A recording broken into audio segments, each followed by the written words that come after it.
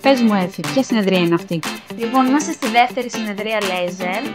Έχω κάνει μπικίνι και μαχάλες. Το μπικίνι full μπικίνι. Ποια είναι η εμπειρία σου?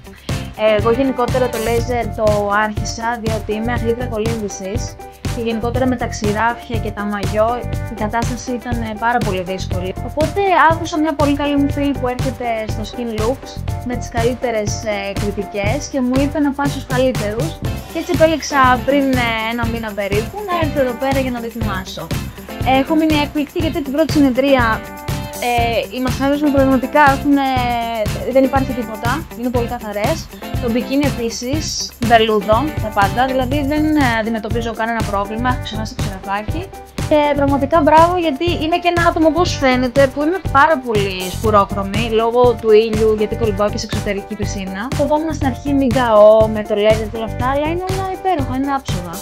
Οπότε είναι πολύ καλά.